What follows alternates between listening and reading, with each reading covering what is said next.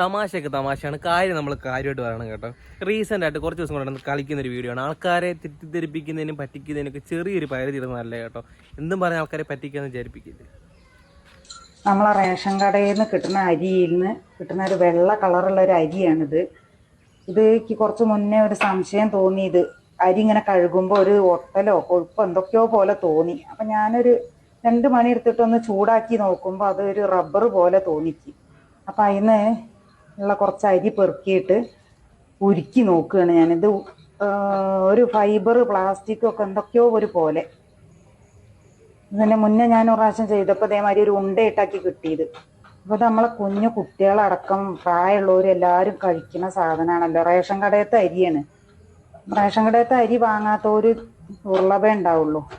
ഇതൊക്കെ വയറ്റിലെത്തിയിട്ടുണ്ട്, എന്താവും അവസ്ഥ?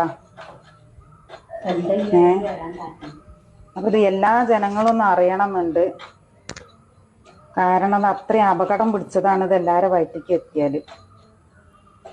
ഇത് പൊരിയണമൊന്നുമില്ല, അതിങ്ങനെ ഒട്ടുഞ്ഞി ലാസ്റ്റ് ഒരുക്കിയിട്ട്.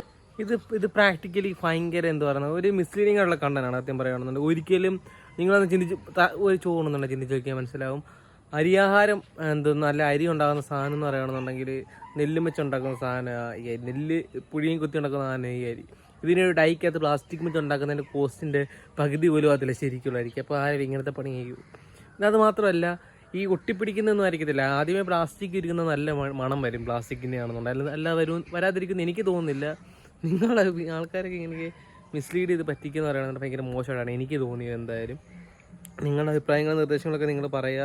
ഇത് കണ്ടാൽ ഇത് ഇങ്ങനെ ഈ ഒരു പേജിൽ വന്നാണ്ടോ ആൾക്കാരെ ഇങ്ങനെ മിസ്ലീഡ് ചെയ്യാതിരിക്കുക. അരിക്കകത്തൊന്നും ഈ ഇതൊന്നും ഉണ്ടായിട്ട് എനിക്ക് വ്യക്തമായിട്ട് തോന്നുന്നില്ല. ഞാൻ കുറേ നോക്കിയപ്പോൾ ഇതെല്ലാം ഫേക്കാന്ന് അറിയാൻ സാധിക്കും കേട്ടോ. അഭിപ്രായങ്ങളും നിർദ്ദേശങ്ങളും കമൻറ്റ് ചെയ്യുക. നിങ്ങൾ വാർത്തിട്ടുണ്ടോ, ഒട്ടുന്നുണ്ടോ, കമൻറ്റ് ചെയ്യും.